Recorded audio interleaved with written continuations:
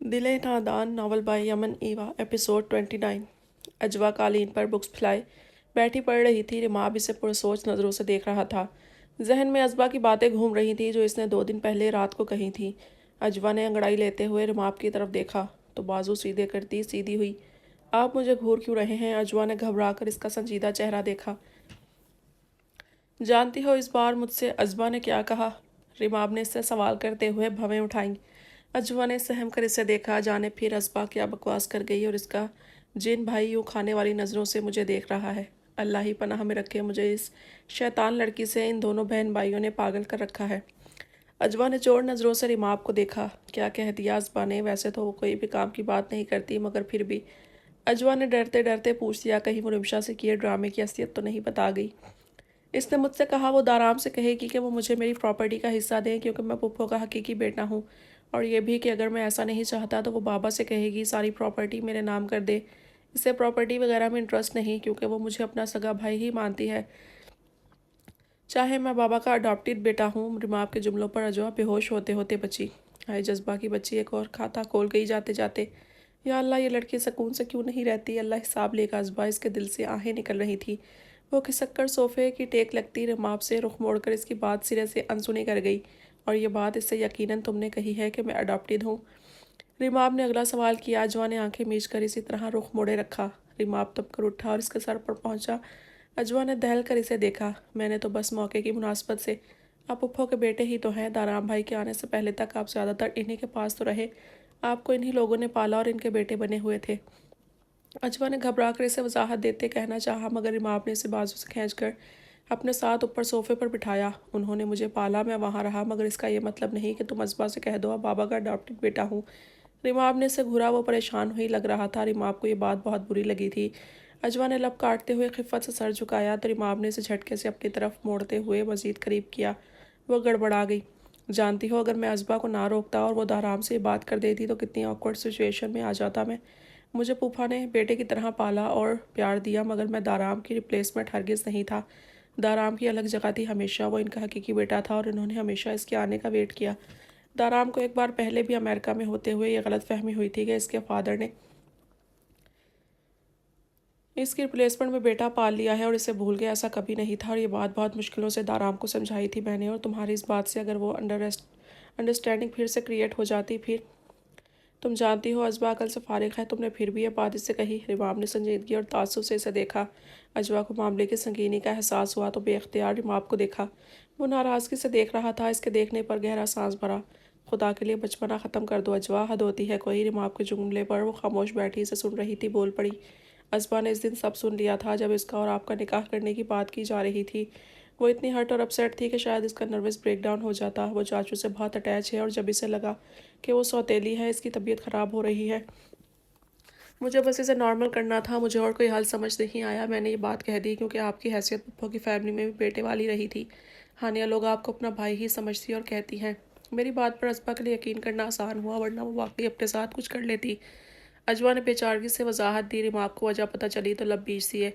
अजवा ने गलत मकसद से बात नहीं की थी। सीने परेशानी से हाथ मसलती अजवा को बेख्तियार सीने से लगा लिया। हालात इन्हीं के पैदा करता थे। अजवा ने तो समझदारी से मामला समेटा था।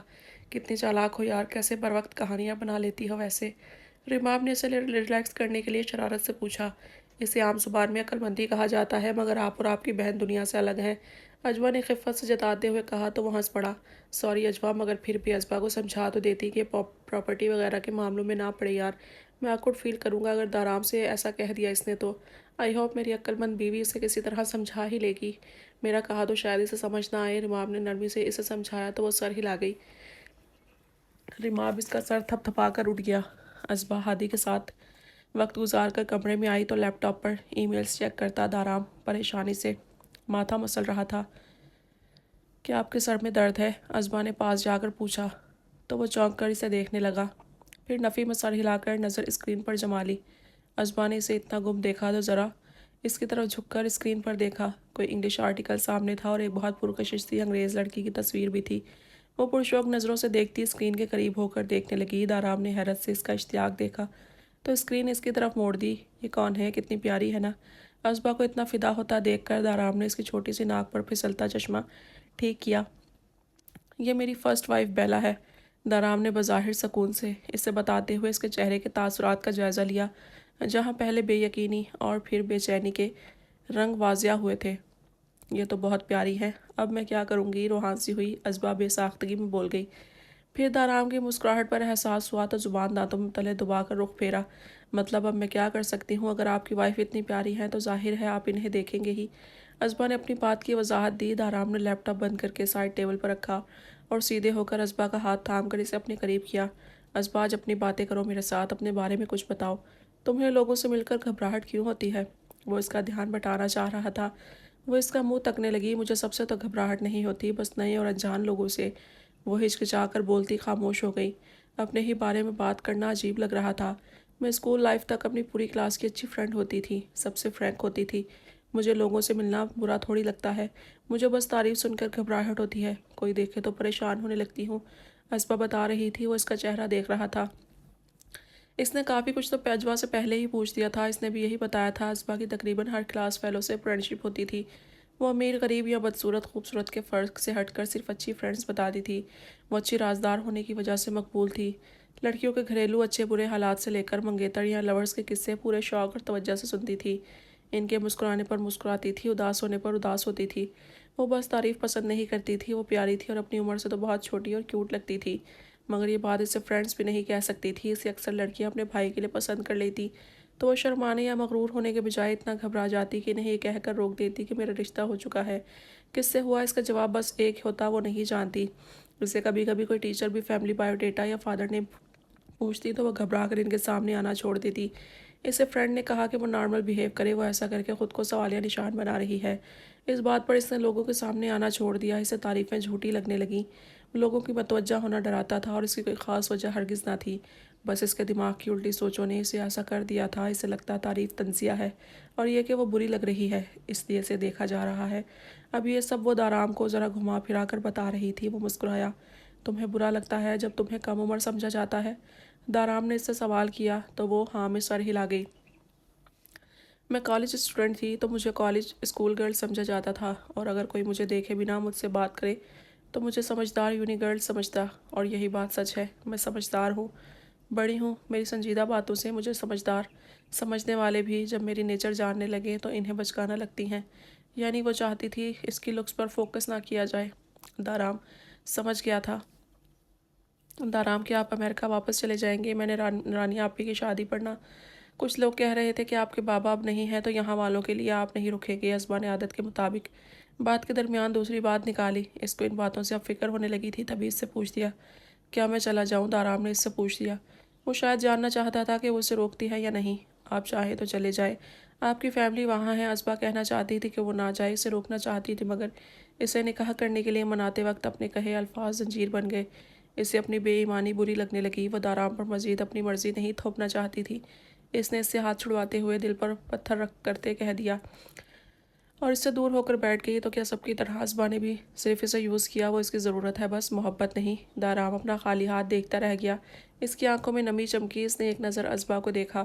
شاید مجھے یہاں والوں نے کبھی ویلکم نہیں کیا، تبھی سب نے مجھے روکنے کے بجائے یہ مان لیا کہ مجھے لوٹ جانا ہے۔ وہ آہستگی سے مسکرا کر بولا۔ ازبا اسے دیکھتی رہی۔ وہ پھر سے لیپ ٹاپ اٹھائے بیلا کو ایوارڈ کی مبارک دینے لگا جس نے اسپیشل اسے بتا رکھا تھا۔ اسے دیکھتی ازبا کو ایک بار پھر نئی بات یاد آ چکی تھی۔ وہ ہمت جمع کرتی پھر سے کھسک کر اس کے پاس آئی۔ کیا تم چیک کرنا چاہتی ہو کہ میں کیا کر رہا ہوں؟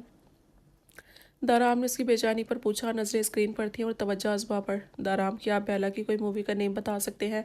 میں دیکھوں گی۔ ازبا کی بات اس کے لیے بالکل غیر متوقع تھی۔ وہ ابھی کچھ سیریز پر کام کر رہی ہے، اس کے علاوہ 2 موویز ہیں، ایک بولڈ مووی ہے اور ایک ہارر۔ کون سی دیکھو گی؟ دارام نے اس سے چوائس پوچھی تو وہ پریشان ہوئی۔ آپ نام بتا دیں، بس دیکھ لوں گی۔ وہ ہارر بھی نہیں دیکھ سکتی تھی، بولڈ تو بالکل نہیں۔ تبھی جان چھڑائی، نہیں ابھی بتاؤ، ایک ساتھ دیکھتے ہیں۔ وہ انٹرنیٹ کھولے۔ اب ازبا کے جواب کا منتظر تھا۔ وہ بری طرح پھنس گئی۔ ہادی کو دیکھ کر ابھی آئی، اسے بہانہ سوجا تو وہاں سے کھسکنے لگی، مگر دارام نے بازو پکڑ کر اسے روکا اور اپنے پاس کھینچ کر بٹھا لیا۔ تم نے مجھے آفس نہیں جانے دیا، 2 بار کام کے دوران انٹرپٹ کیا، اب میں ذرا بات کر رہا تھا تو بار بار پکار رہی ہو۔ اب میرا موڈ بن چکا ہے مووی کا۔ ہادی یہی ہے، کل دیکھ لینا۔ دارام نے سنجیدگی سے اسے جتایا۔ اس کی آنکھیں پوری سے زیادہ کھل گئیں۔ مووی دارام کے ساتھ؟ سوری اب تنگ نہیں کروں گی، آپ نے بتانا تھا نا کہ بزی ہیں۔ असबा ने झट से माजरत की और बाजू छुड़वाने की कोशिश की। मूवी कौन सी देखोगी? दाराम ने इसकी बात अनसुनी करके सवाल दोहराया। असबा का जी चाहा धाड़े मार मार कर रोए। दोनों किस्म की मूवीज़ इसके लिए मुश्किल थीं। यार, हॉरर इसने जैसे तैसे एक चुन ली। दाराम ने हॉरर मूवी लगाई जिसका आगाज़ ही तारीखी और सन्नाटों में होती सरगोशियों से हुआ, तो वो स्क्रीन के बजाय यहाँ वहाँ देखने हुए। जब आवाज़ों से तंग हुई तो बोल पड़ी, लाइट ऑन कर दें प्लीज़। असबा ने ऊंची आवाज़ में कहते हुए खुद को मूवी के असर से निकालना चाहा। दाराम को जाने क्या सूझ रही थी। वो चुप बैठा देखता रहा। असबा ने दिल कड़ा करके स्क्रीन की तरफ देखा। मूवी कुछ आगे बढ़ चुकी थी। दिन का वक्त था। बेला हीरोइन के रूप में तौर पर कॉलेज जा रही थी। वो भी थोड़ी नॉर्मल होकर देखने लगी। अगले कुछ ही सीन्स के बाद वो कॉलेज की ही किसी बहुत पुरानी और बंद लैब में खड़ी थी और इर्द गिर्द जाले लगे थे। अचानक अजीब सी शक्ल नमूदार हुई। असबा को झटका सा लगा। बेला ने चीख मार कर कदम पीछे किए थे, जबकि असबा का सांस खुश्क हुआ और चेहरा फीका पड़ गया। दाराम ने वीडियो पॉज की और रिमोट से लाइट ऑन करके असबा को देखा। वह पसीने से तर होता गुलाबी चेहरा साफ करने के बहाने इस डॉलर से छुपाने लगी। क्या हुआ? मैं दूसरी मूवी लगाऊं? दाराम ने इसके हाथ पकड़कर चेहरे से हटाए। आपको अपनी बीवी को देखने का शौक हो रहा है तो वीडियो कॉल कर ले, मुझे क्यों घसीट रहे हैं? असबा फूली हुई सांसों से अचानक गुस्सा करने लगी। पहले तो वो हैरान हुआ, फिर हंस पड़ा।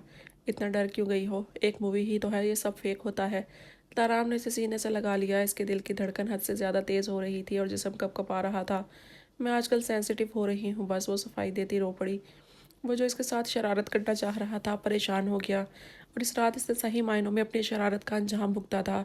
जब सारी रात असबा इसे हिला हिला कर मुतवज्जा करती, कभी कर्टन की तरफ इशारा करके कहती वहाँ वही रूह खड़ी है जो मूवी में रहती, कभी कहती मेरे पीछे रूह है, कभी दाराम के पीछे रूह नजर आती। वो इसे सीने से लगाए थपकने लगा तो वो इसी को धक्का देकर पीछे हुई कि अंधेरे में इसी के चेहरे पर रूह का गुमान होने लगा था। वो लाइट ऑन करके सर पकड़कर बैठ गया। इसे ऑफिस जाना था, इसके बहुत से काम अधूरे थे, इसकी तबीयत की वजह से रेस्ट बहुत ज़रूरी था। ये सब इसके मजाक की नज़र हो गया था। सफ़ीर के घर वाले प्रपोज़ल ले आए थे। शाइना बेगम ने हाँ कह दी और दाराम के रिसेप्शन के साथ ही इसकी शादी भी फाइनल कर दी। हानिया, एक बार सोच दो, वो बिल्कुल तुम्हारे लायक नहीं है। दाराम ने हानिया को एक मौका दिया। इसे सफ़ीर अपनी बहन के लिए सही नहीं लग रहा था, मगर वो कुछ कर नहीं पा रहा था। भाई प्लीज़ आप इसे कबूल कर लेना, वो आपसे माफ़ी भी मांग चुका है। वो बुरा इंसान नहीं है, मेरे बुलाने पर ही आया था। प्लीज़ भाई, मैं इसे पसंद करती हूँ। हानि इसका हाथ पकड़कर इल्तिजाइया लहजे में बोली तो दाराम इसके सर पर हाथ रखकर ओके कहता वहाँ से चला गया। हानिया खुश थी बेहद। दाराम बेटा, तुमने वो नहीं देख पा रहे जो बगावत में मैंने हानिया में देख ली है, वो इसे अपने कमरे तक ला चुकी है।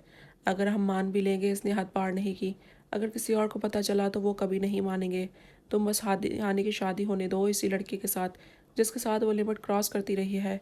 दाराम की बेचैनी पर शाइना बेगम ने इसे समझाया था। दाराम, तुम अच्छी जगह रिश्ता कर भी दो, मगर ये लड़का आकर कुछ कह दे सबके सामने या हानिया ने इंतहाई कदम उठा लिया तो इज्जत चली जाएगी। इसीलिए मामा जो कर रही हैं करने दो। रानिया ने इसके कंधे पर हाथ रखकर वजाहत से समझाते हुए मुस्कुराकर इसे देखा तो वो गहरा सांस भर कर रह गया। ओके, जो बेहतर समझे, मगर इस लड़के को ज़्यादा घर में घुसने नहीं दूंगा। असबा से तो बिल्कुल फ्री ना हो, हानि को समझा दीजिएगा। वो अपनी बात मुकम्मल करके चला गया। देखा बीवी के लिए कैसे पॉजेसिव है। अगर वो खुद फ्री नहीं करेगी तो लड़का भी हाथ में रहेगा। माना कि एक बार हमसे गलती हुई और इस लड़की को गलत समझ दिया, मगर वो अब इस घर के दामादों को हद बताएगी।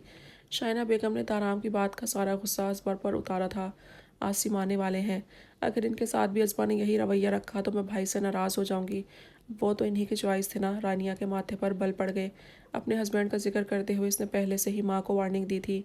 हादी के साथ खेलती असबा को खबर ही नहीं थी इसके खाते में और ना करता गलतियाँ डाली जा रही।